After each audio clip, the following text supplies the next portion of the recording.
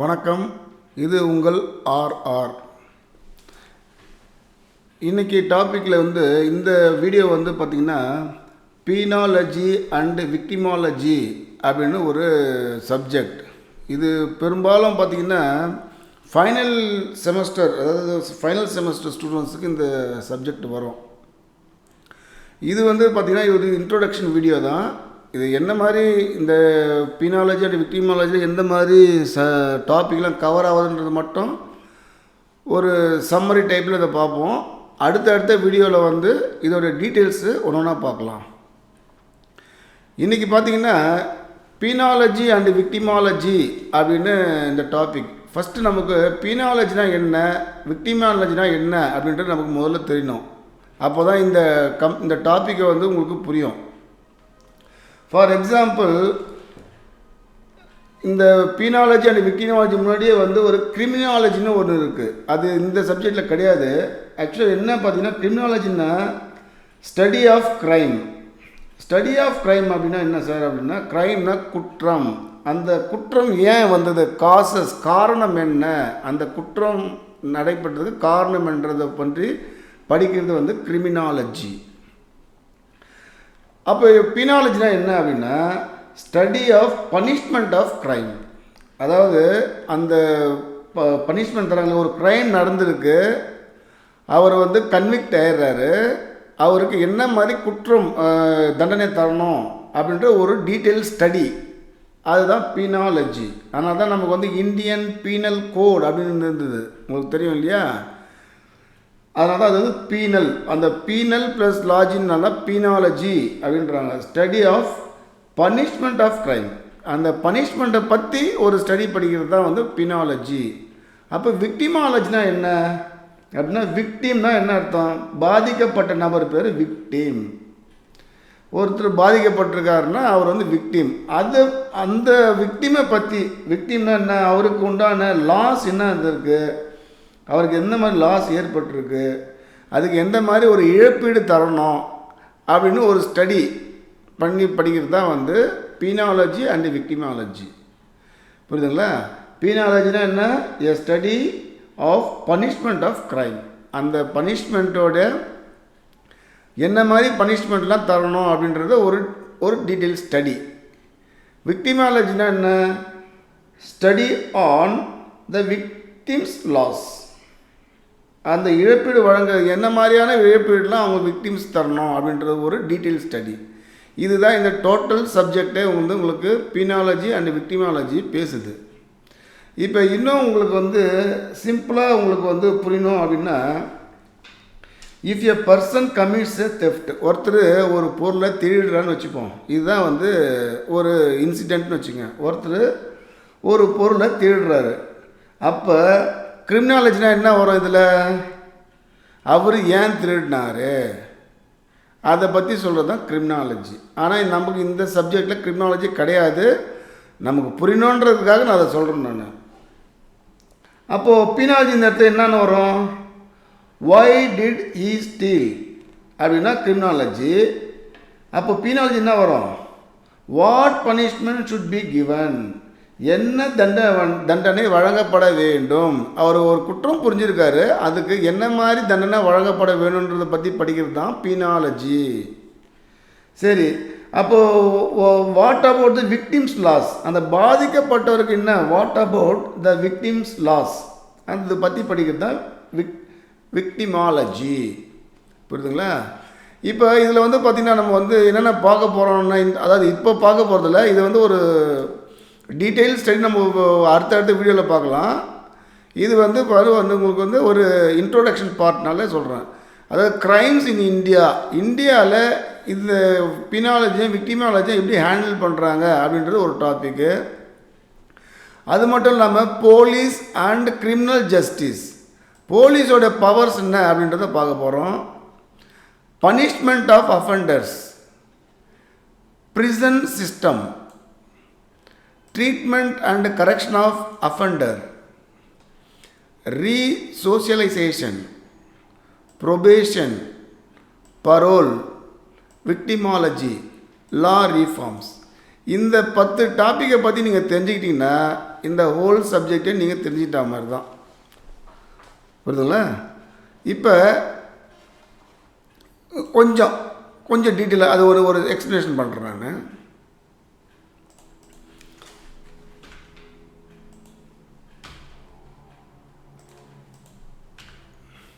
Crimes இன் இந்தியாவில் வந்து nature என்ன, டைப்ஸ் என்ன மாதிரியான கிரைம்ஸ்லாம் இருக்குது, காசஸ் ஆஃப் கிரைம், காசஸ்னால் என்ன மாதிரி காரணத்துக்காக இந்த கிரைம்லாம் ஏற்படுதுன்றதை ஒரு ஸ்டடி பண்ணுற ஒரு டாபிக் அது. ஜென்ரலாக பார்த்திங்கன்னா டைப்ஸ் ஆஃப் கிரைம்ஸில் வந்து இந்த மாதிரி ஒரு 6 விதமான கிரைம்ஸ் இருக்குது நம்ம நாட்டில். இது வந்து we are talking about in our nation. ஓகேங்களா? ஆர்கனைஸ்டு கிரைம் சொல்கிறாங்க, ஒயிட் காலர் கிரைம் அப்படின்னு சொல்கிறாங்க, economic crime, professional crime, state crime, ordinary criminals, habitual offenders. இந்த மாதிரி பிரிக்கிறாங்க. ஒரு குற்றத்தை வந்து எந்த மாதிரிலாம் இருக்குன்றதை பிரிக்கிறாங்க. அதில் வந்து பார்த்திங்கன்னா ஆர்கனைஸ்டு கிரைம் வந்து ஸ்மக்லிங்கு, ட்ரக்ஸு, இந்த மாதிரி குற்றம்லாம் வந்து ஆர்கனைஸ்டு கிரைமில் வந்துடுது. ஸ்மக்லிங்லாம் உங்களுக்கு தெரியும் இல்லையா, கடத்தல். இதில் வந்து ஒயிட் காலர் கிரைமில் வந்து கரப்ஷன் உங்களுக்கு தெரியும், லஞ்ச லாவண்யெல்லாம் வருது இல்லையா, அந்த மாதிரி குற்றங்கள்லாம் ஒயிட் காலர் கிரைமில் வந்துடும். சரி, அடல்ட்ரேஷனாக என்ன அப்படின்னு கேட்டிங்கன்னா, கடத்தல் இது பண்ணுறோம் இல்லையா, கலப்படம் பண்ணுறோம் இல்லையா, அந்த மாதிரி குற்றங்கள்லாம் பண்ணுறதுலாம் வந்து எக்கனாமிக் கிரைமில் வந்துடுது. அப்புறம் வந்து மெடிக்கல் நெக்லிஜென்ஸ், லீகல் நெக்லிஜென்ஸ், இதெல்லாம் வந்து ப்ரொஃபஷ்னல் கிரைம்ஸ்னு சொல்கிறாங்க. இது வந்து ஸ்டேட் கிரைம். ஸ்டேட் கிரைம்னா என்ன சார் அப்படின்னா, அரசின் குற்றம். அரசின் குற்றம்னா என்ன அப்படின்னா, கஸ்டோடியல் டார்ச்சர் பண்ணுறது. காவல்துறையில் வந்து கஸ்டோடியல் டார்ச்சர் பண்ணுறாங்க இல்லையா, அது ஃபேக் என்கவுண்டர் பண்ணுறது. அப்புறமா வந்து இல்லீகல் சர்வேலன்ஸு, அதாவது சட்டவிரோதமாக கண்காணிக்கிறது, ஹியூமன் ரைட்ஸ் வயலேஷன், மனித உரிமை மீறல், இதெல்லாம் வந்து இந்த ஸ்டேட் கிரைமில் வந்துடும் உங்களுக்கு. அதுக்கப்புறம் வந்து ஆர்டினரி கிரிமினல்ஸ் அண்ட் ஹேபிச்சுவல் அஃபெண்டர்ஸ்னு சொல்கிறாங்க. ஹேபிச்சுவல் அஃபெண்டர்ஸ்னால் என்ன அப்படின்னா, ஒரு குற்றத்தை திருப்பி மீண்டும் பண்ணினே இருக்கிறது தான் ஹேபிச்சுவல் அஃபெண்டர். ஒரு வாட்டி தெரியாமல் பண்ணிட்டாரு அப்படின்னா அவருக்கு ஏதாச்சும் ஒரு லீகல் ரிலீஃப் கிடைக்கும். ஆனால் சில பேருக்கு வந்து ஹேபிச்சுவல் அஃபெண்டர்ஸ் வந்து இதே தொழிலாக வச்சுருப்பாங்க. இந்த மாதிரிலாம் இருக்கிறது தான் இந்த டைப்ஸ் ஆஃப் கிரைம்ஸில் வருது உங்களுக்கு. அப்புறம் வந்து ஸ்பெஷல் கேட்டகரிஸ்னு பிரிக்கிறாங்க. Women's offenders, young offenders, criminal gangs, இதெல்லாம் வந்து ஒரு ஸ்பெஷல் கேட்டகரியில் கொண்டு வராங்க.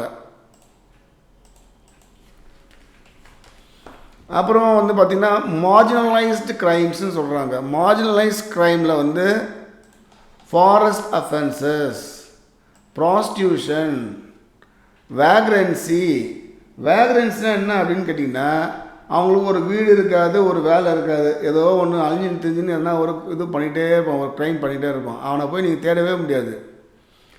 வீடும் இருக்காது, நோ ஹோம், நோ ஜாப், ஆனால் அழிஞ்சு தெரிஞ்சுன்னு இருப்பாங்க. அதுதான் வேக்ரன்சின்னு அர்த்தம். இப்போ வந்து அடுத்த டாப்பிக்கில் வந்து என்னென்னா போலீஸ் அண்ட் கிரிமினல் ஜஸ்டிஸ், அதாவது வந்து role and function of police. போலீஸுக்கு என்ன மாதிரி ரைட்ஸ் இருக்குது, என்ன ரெஸ்பான்சிபிலிட்டிஸ் இருக்குது, அவங்களுடைய ஸ்ட்ரக்சர்ஸ்லாம் எப்படி, இதெல்லாம் பற்றி இந்த டாப்பிக்கில் படிப்போம். போலீஸ் அண்ட் கிரிமினல் ஜஸ்டிஸ், அதான் இங்கே போட்டுருக்கு பாருங்கள். பவர்ஸ் அண்டர் லா, போலீஸ் ஆக்ட்ஸ், பிஎன்எஸ்எஸ். அப்புறம் வந்து அவங்க அரெஸ்ட் எப்படி பண்ணணும், சர்ச் எப்படி பண்ணணும், சைசர் எப்படி பண்ணணும், இதெல்லாம் வந்து அவங்க கான்ஸ்டியூஷன் லிமிட்டு உள்ளே எப்படி பண்ணணுன்றது இதில் கொடுக்கப்பட்டிருக்குது. பிஎன்எஸ்எஸ் நீங்கள் படிச்சிருப்பீங்க, அப்போ வரும்போது இதெல்லாம் வந்திருக்கும். அரெஸ்ட், சர்ச், சைசர் அதெல்லாம் வந்திருக்கும். சைசர்னால் கைப்பற்றுதல், சரிங்களா? அப்புறம் இன்வெஸ்டிகேஷன் மெத்தட்ஸு, உங்களுக்கு தெரியும் இன்வெஸ்டிகேஷன் மெத்தட்ஸ்லாம் எப்படி இருக்கும் அவங்களுக்கு அப்படின்னு இருக்குது. ஆனால் அவங்க தேர்ட் டிகிரி டார்ச்சர் நிறையா பண்ணுவாங்க. தேர்ட் டிகிரி டார்ச்சர்னா அர்த்தம் கொடுமையாக இருக்கும். அடிக்கிறது, எலக்ட்ரிக் ஷாக் கொடுக்கறது, அப்புறமா வந்து அச்சுறுத்துறது, த்ரெட்டிங் பண்ணுறது, இன்டிமிடியேஷன் பண்ணுறது, இதெல்லாம் வந்து இந்த 3rd டிகிரி டார்ச்சரில் பண்ணுறாங்க. அந்த டாப்பிக்கில் இதெல்லாம் கவர் ஆகுது உங்களுக்கு. சரி சார், ஒரு பனிஷ்மெண்ட், ஒருத்தர் அஃபெண்டர் கன்விக்ட் ஆகிட்டார், இப்போ அவருக்கு வந்து பனிஷ்மெண்ட் தரணும் இல்லையா? எப்படியாப்பட்ட பனிஷ்மெண்ட்லாம் தருவாங்க அப்படின்றத ஸ்டடி தான் வந்து பனிஷ்மெண்ட் ஆஃப் அஃபெண்டர்ஸ். அஃபெண்டர்னால என்ன அர்த்தம்? அக்யூஸ்டுன்ற ஒரு வேறு, அஃபெண்டர் அப்படின்ற ஒரு வேறு. ஓகேங்களா? அக்யூஸ்ட் அப்படின்றவர் வந்து குற்றம் சாட்டப்பட்டவர். குற்றம் சாட்டப்பட்டவர் வந்து ட்ரையல் முடிகிற வரைக்கும் அவர் வந்து அக்யூஸ்டு தான். ட்ரையல் முடிஞ்சு 2 அவுட்கம் வரும், 2 ஜட்ஜ்மெண்ட்டும் 2 கொடுக்கலாம். ஒன்று, அவர் குற்றம் நிரூபிக்கப்பட்டவர் அப்படின்னு சொல்லலாம், இல்லைன்னா அவர் குற்றம் நிரூபிக்கப்படவில்லை அப்படின்னு சொல்லலாம். குற்றம் நிரூபிக்கப்பட்டார்னா அக்யூஸ்டு வந்து அஃபெண்டராக மாறிடுவார். அக்யூஸ்டு வந்து அஃபெண்டராக மாறிடுவார். இன்கேஸ் குற்றம் நிரூபிக்கப்படவில்லை அப்படின்னு என்ன பண்ணுவாங்க? அவரை அக்விட்டல் பண்ணுவாங்க. ஹி இஸ் அக்வைட்டட், விடுதலை பண்ணிவிடுவாங்க. இந்த இடத்துல நீங்கள் நல்லா புரிஞ்சுக்கணும். அஃபெண்டர் அப்படின்னா ஒன்ஸ் கன்விக்டட் ஆனால் தான் அவர் அஃபெண்டர், இல்லைன்னா அவர் அக்யூஸ்டு தான், குற்றம் சாட்டப்பட்டவர் தான். அந்த குற்றத்தை நிரூபிக்கிற வரைக்கும் அவர் குற்றம் சாட்டப்பட்டவர் தான், அவர் அஃபெண்டர் கிடையாது. குற்றம் நிரூபிச்சிட்டாங்க, அதாவது வந்து இஃப் ப்ரூவ்டு, கில்ட்டை வந்து ப்ரூவ் பண்ணிட்டாங்க அப்படின்னா அவர் வந்து அஃபெண்டர், இல்லைன்னா கன்விக்ட் அப்படின்னு சொல்லுவாங்க. கன்விக்ட் அப்படின்னாலும் அஃபெண்டர் அப்படின்னாலும் ஒரே மீனிங் தான். ஓகேங்களா? இதுக்கு முன்னாடி எப்படி இருந்ததுன்னா, டைப்ஸ் ஆஃப் பனிஷ்மெண்ட் எப்படி இருந்ததுன்னு பார்த்தீங்கன்னா, அதாவது வந்து இப்போ ஓல்டு பனிஷ்மெண்ட் சிஸ்டம் இது. இப்போ கிடையாது நம்மக்கிட்ட. இது வந்து ஓல்டு பனிஷ்மெண்ட் சிஸ்டம். என்ன சொல்லுதுன்னா, அதாவது இதை பாருங்கள், ஓல்டு டிஸ்கார்டட் பனிஷ்மெண்ட்னா விப்பிங்னா ஃப்ளாகிங்னு அர்த்தம். ஃப்ளாகிங்னா என்னென்னா சவுக்கடி கொடுக்குறது. இப்போ நமக்கு அது கிடையாது. ஓல்டு பேட்டர்னில் இருந்தது இல்லையா? ஓல்டு பனிஷ்மெண்ட்டில் அது இருந்தது. தெரிஞ்சுக்கணுன்றதுக்காக தான் அந்த டாப்பிக்கில் அவங்க நம்ம தெரிஞ்சுக்கணுன்றதுக்காக அதை கொடுத்துருக்குறாங்க. மியூட்டிலேஷன் அப்படின்னு ஒரு பனிஷ்மெண்ட் இருக்குது. என்ன சார் மியூட்டிலேஷன்னா? உடல் உறுப்புகளை வெட்டுறது, ஏதாச்சும் கட் பண்ணிவிடுவாங்க, ரிமூவ் பண்ணுவாங்க. ஒரு உடல் உறுப்பை நம்ம உடம்புலேருந்து, பாடியிலேருந்து ஒரு உறுப்பை வந்து என்ன பண்ணுவாங்க? ரிமூவ் பண்ணுவாங்க. அது வந்து ஒரு விதமான பனிஷ்மெண்ட்டு. அடுத்தது பிராண்டிங்கு. பிராண்டிங்னா நம்ம உடம்புல இல்லை ஃபேஸில் எங்கன்னா ஒரு இடத்துல வந்து ஒரு மார்க் போட்டுருவாங்க. இவர் வந்து ஒரு அஃபெண்டர், பார்க்கும் போது கண்டுபிடிச்சிடலாம் இவர் வந்து ஒரு அஃபெண்டர் அப்படின்னு கண்டுபிடிச்சோம். அது மாதிரி மார்க் பண்ணுறது, உடலில் எதனா ஒரு இடத்துல ஒரு மார்க் பண்ணிவிடுவாங்க. சரிங்களா? அந்த பனிஷ்மெண்ட்லாம் இப்போ கிடையாது. இருந்தாலும் இருக்குன்றது நம்ம தெரிஞ்சுக்கணுன்றதுக்காக அவங்க இந்த டாப்பிக்கில் வருது உங்களுக்கு. எக்ஸைல் அப்படின்றது நாட்டை விட்டு வெளியேற்றிடுது, நாடு கடத்துறது. அதுதான் வந்து நாட்டை விட்டு தொட்டி விட்டுறது, எங்கன்னா ஓடி போயின்னு சொல்லிட்டு. அப்புறமா டிரான்ஸ்போர்ட்டேஷன் சொல்லிட்டு ஒரு அஃபென்ஸ் இருக்குது. டிரான்ஸ்போர்ட்டேஷன் அப்படின்னா வெளிநாட்டுக்கு கைதியை அனுப்பிச்சி விட்டுறது, அங்கே போய்ட்டு அதை என்ன ஒர்க் பண்ணுன்றது, ஒரு தண்டனை கைதியாக வெளிநாட்டுக்கு அனுப்புறது. இது வந்து நாட்டை விட்டே துரத்திடுறது, இது வந்து வெளிநாட்டுக்கு தண்டனை கைதியாக அனுப்புறது டிரான்ஸ்போர்ட்டேஷனு. அதுக்கப்புறம் பப்ளிக் எக்ஸிக்யூஷன் ஒன்று இருக்குது. பப்ளிக் எக்ஸிக்யூஷனாக பொதுமக்கள் முன்னிலையிலேயே மரண தண்டனை விதிக்கிறது. இந்த அஃபென்ஸ் இப்போ கூட சம் கண்ட்ரீஸில் இருக்குது, நடைமுறையில் இருக்குது. நம்ம நாட்டில் இல்லை, ஆனால் மற்ற நாட்டில் இப்பவும் இருக்குது. இதுதான் பப்ளிக் எக்ஸிக்யூஷன். பொதுமக்கள் முன்னிலையில் மரண தண்டனை நிறைவேற்றுறது பேர் பப்ளிக் எக்ஸிக்யூஷன். சரி, அதெல்லாம் வந்து ஓல்டுன்னு வச்சுப்போம். இப்போ மாடர்னாக என்ன இருக்குது? டெத் பெனால்ட்டி இருக்குது, இம்ப்ரிசன்மெண்ட் இருக்குது, ஃபைன் இருக்குது, கேன்சலேஷன் ஆஃப் லைசன்ஸ் இருக்குது. கேன்சல் ஆஃப் லைசன்ஸ்லாம் வந்து பார்த்திங்கன்னா இதெல்லாம் கம்பெனிஸ் சம்மந்தப்பட்டது, இதெல்லாம் வந்து ஒரு இண்டிவிஜுவல் பர்சனுக்கு சம்மந்தப்பட்டது. சரிங்களா? சரி, அதுக்கப்புறம் வந்து பார்த்திங்கன்னா ப்ரிசன் சிஸ்டம் எப்படி இருக்குது அப்படின்னா, ப்ரிசன் சிஸ்டம் எதை ஃபோக்கஸ் பண்ணுறதுன்னு பார்த்தீங்கன்னா ஜெயில் அட்மினிஸ்ட்ரேஷன். ஜெயில் அட்மினிஸ்ட்ரேஷனை பற்றி நம்ம படிக்க போகிறோம். அதில் வந்து ப்ரிசனர் வந்து கிளாசிஃபிகேஷன் பண்ணுறாங்க. எப்படின்னா male or female, juvenile or adult, under trial or convicted. இப்போ தான் சொன்னேன், கன்விக்டட் பற்றி நான் சொன்னேன். குற்றம் நிரூபிக்கப்பட்டவர் தான் அவர் கன்விக்டட், அண்டர் ட்ரையலில் இருக்கவர் அக்யூஸ்டு. அப்போ ஜுவனைல்னா யார், அடல்ட்னா யார்? ஜுவனைல் அப்படின்னா 18 வயசுக்கு கீழே இருக்கவங்களுக்கெல்லாம் ஜுவனைல் சொல்லிட்டு சொல்கிறாங்க. அடல்ட்னா 15 வயசு கம்ப்ளீட் பண்ணவரெலாம் அடல்ட்டுன்னு சொல்கிறாங்க. அப்போ ஜுவலைன் ஒரு 18 வயசு கீழே இருக்கிற ஒருத்தர் வந்து ஒரு குற்றம் செஞ்சார்னா அதை வந்து ஜுவனைல் ஜஸ்டிஸ் லா தான் அவருக்கு கிடைக்கும். அவர் அந்த கீழே தான் நடவடிக்கை எடுப்பாங்க.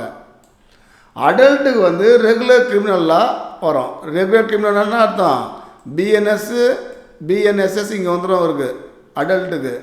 ஜுவலைனுக்கு வந்து ஜுவலைன் ஜஸ்டிஸ் லா தான் அப்ளிகபிள் அவங்களுக்கு. இது நீங்கள் ஏற்கனவே போன செமஸ்டரில் படிச்சிருப்பீங்க, ஞாபகப்படுத்தி பார்த்துக்குங்க. சரி சார், அது ஓகே. இப்போ ட்ரீட்மெண்ட் அண்ட் கரெக்ஷன் அந்த மாதிரி ஆளுங்கள்லாம் வந்து எதை ஃபோக்கஸ் பண்ணுறாங்க அப்படின்னா ரீஃபார்ம். அந்த மாதிரி ஆளுக்கு இந்த கிரிமினல்ஸ்லாம் ஒரு ரீஃபார்ம் எப்படி பண்ணுறது, அவங்கள வந்து ஒரு கிரிமினலாகவே ட்ரீட் பண்ணாமல் அவங்களுக்கு வேறு எதனா மறு வாழ்வு எதனா கொடுக்கறதுக்கு எதனா ஐடியா இருக்கா அப்படின்றதான் திங்க் பண்ணுறாங்க. அதுக்கப்புறம் வந்து பார்த்திங்கன்னா ரீசோசியலைசேஷன் சொல்கிறாங்க. அது ஒரு டாப்பிக்கு. அதாவது என்ன அது என்ன அர்த்தம் அப்படின்னு கேட்டிங்கன்னா bringing offenders back to society. ஒருத்தர் அஃபெண்ட் பண்ணி ஜெயிலில் இருந்து வந்துட்டார்னா அவர் சொசைட்டியில் வரதான் எப்படி இருக்கும் அவருடைய வாழ்க்கை. அதுக்கு வந்து வேறு எதுனா அவருக்கு ரீஹாபிலிட்டேஷன் பண்ணலாமா அப்படின்ட்டு திங்க் பண்ணுறது தான் இந்த டாபிக். சரிங்களா? அப்புறம் ப்ரொபேஷன்.